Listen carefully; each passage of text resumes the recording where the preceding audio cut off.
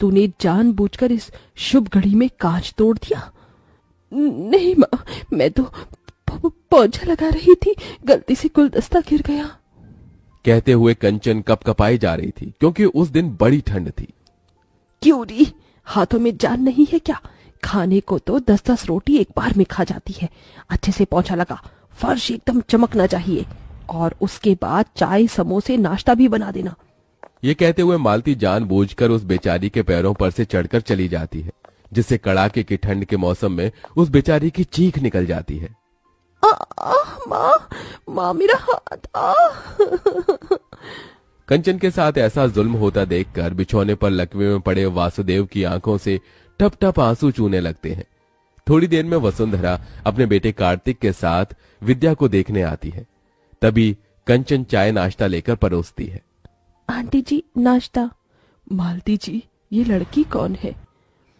जी ये इस घर की नौकरानी है। ये सुनते ही कंचन की आंखों में आंसू भर आते हैं। वो लड़के वालों के बीच से जाने लगी। तभी विद्या ने कहा, कंचन जरा रुक। माँ जी, ये इस घर की नौकरानी नहीं बल्कि मेरी बहन कंचन है। विद्या के शब्दों में कंचन के लिए एक बड़ा मान था। बड़ा प्यार है दोनों बहनों के बीच। बहन, मुझे मेरे कार्तिक के लिए आपकी विद्या पसंद है। तभी कंचन को उसके काले रंग के लिए नीचे दिखाते हुए मालती ने इतरा कर कहा, पसंद तो आनी ही थी वसुंधरा जी। मेरी विद्या किसी होर से कम थोड़ी है। गोरी है, सुंदर है, कोई भी खोट नहीं है मेरी बच्ची में। अच्छा जी, अब हम चलते हैं, जल्द ही बारात लेकर आएंगे। वसुंधरा के जाने के बाद मालती कंचन पर आग बबूला होकर बोली, क्यों री काली कलोटन, तुझे कहा था ना कि अपने बदसूरत मुंह पर घूंघट ओढ़ कर बाहर आने को। अगर तेरी वजह से आज मेरी कोरी बेटी का रिश्ता कट जाता तो तेरी तो शादी हो नहीं रही। कम से कम अपनी बहन का तो घर पास जाने दे। अपनी सौतेली माँ मालती का दिया गया ताना कांटों की तरह कंचन के मन पर जा लगा। माँ, क्या मिलता है तुम्हें इस बेचारी का दिल दुखाकर?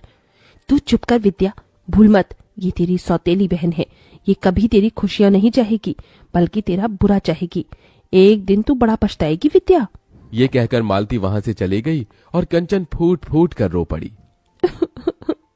विद्या, क्या मैं इतनी बुरी हूं कि अपनी बहन की शादी तोड़वा दूंगी?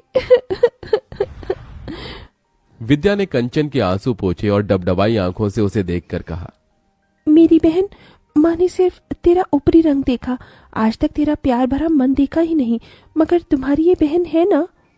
भले ही विद्या और कंचन सौतेली बहन थीं, मगर दोनों के बीच सगी बहनों से बढ़कर प्यार था। हालांकि विद्या गोरी सुंदर थी और कंचन काली, मगर उसके बाल उतने ही लंबे काले।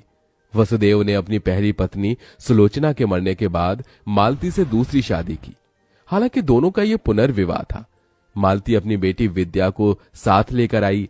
विद्या ने तो कंचन को अपनी बहन मान लिया था, मगर मालती कंचन के काले रंग की वजह से उसे बेटी न ही मान सकी और न ही अपना सकी। यह भेदभाव वसुदेव से देखा नहीं गया और वो सदमे में चले गई। हालांकि मालती ने कंचन को गरीब घर में ब्याहने के लिए बहुत से ऐसे रिश्ते देखे, मगर उसके काले रंग के चलते वो भी रिश्ते वाले उसे ठुकरा गए, क्योंकि कहते हैं ना, नियति का तय हुआ कोई नहीं टाल सका। जिसके बाद विद्या की शादी अमीर घर में तय हो गई और गुजरते दिन के साथ शादी की रस्में अब शुरू हो गईं। विद्या बेटी, देख, मैंने तेरे हल्दी और मेहंदी के लिए 2 लहंगे बनवाए हैं। सुंदर है? हाँ माँ, बहुत सुंदर है। पर माँ, कंचन के लिए लहंगा? कंचन का नाम सुनते ही मालती चिढ़ गई। अरे शादी तेरी है, उसकी थोड़ी होने वाली है। दुल्हन तू है और कंचन मेरी बहन। अरे देख, इस पीले वाले लहंगे में कितने अच्छे बेल बूटे हैं, और ये हरा वाला लहंगा मेहंदी के टाइम पर पहनना है। तेरी माँ ने कैमरे वाले को भी बुलाया है, और तू चिंता मत कर, उसे भी दे दूंगी मैं कपड़ा। थैंक यू माँ। मालती ने कंचन को देखते हुए उसे एक बड़ा पुराना सा सूट पहनने को दिया, जो कि कई जगह से फटा भी था। एरी कर लो, ये ले, पहन लियो तू। बिना किसी शिकायत के कंचन ने उसे स्वीकार कर लिया और विद्या को हल्दी मेहंदी लगने लगी। पड़ोसनों ने गाना बजाना भी शुरू कर दिया। हल्दी लगाओ रे, तेल चढ़ाओ रे, बन्नों का गोरा बदन चमकाओ रे। मेरी बच्ची कितनी सुंदर लग रही है। अरे मालती, अब क्या विद्या को हल्दी में ही नहला देगी? और क्या, रज रज के हल्दी लगाऊंगी, तभी तो मेरी विद्या का गोरा रंग खिलेगा। सबने बारी बारी से विद्या को हल्दी लगाई, मगर कंचन एकदम पीछे खड़ी थी। कंचन, तू अपनी बहन को हल्दी नहीं लगाएगी? आना, दूर क्यों खड़ी है? तभी मालती ने कंचन को हल्दी लगाने से रोक दिया। क्या हुआ माँ, तुमने मुझे रोक क्यों दिया?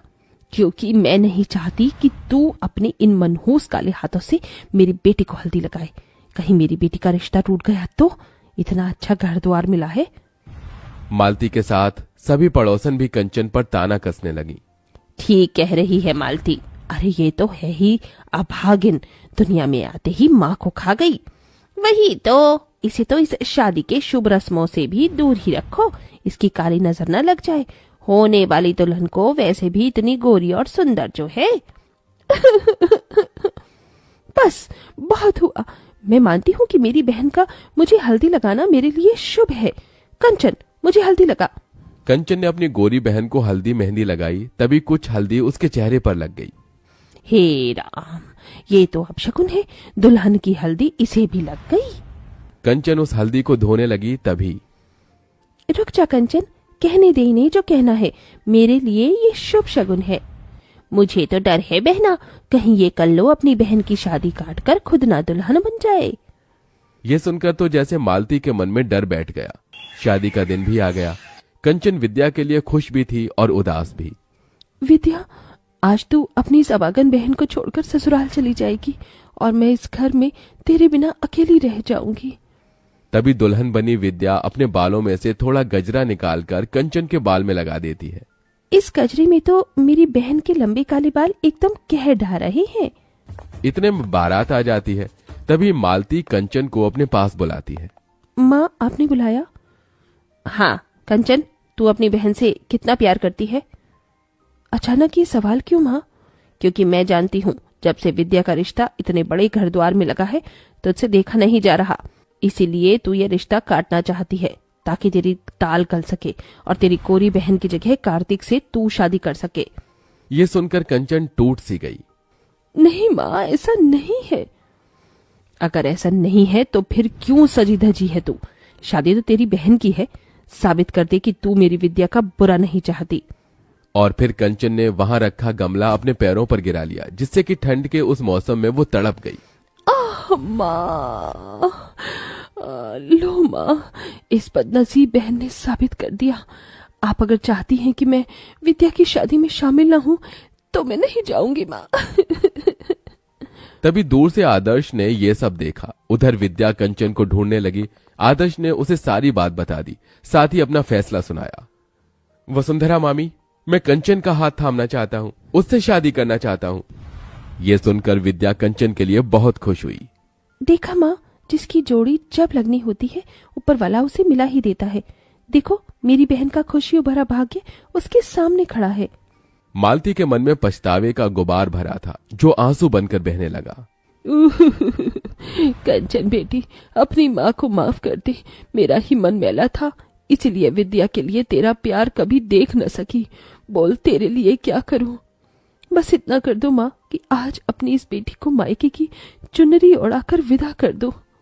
ये सुनकर सभी का दिल निकल आया, जिसके बाद कंचन का कन्यादान उसकी गोरी बहन के साथ उसी मंडप में हो गया।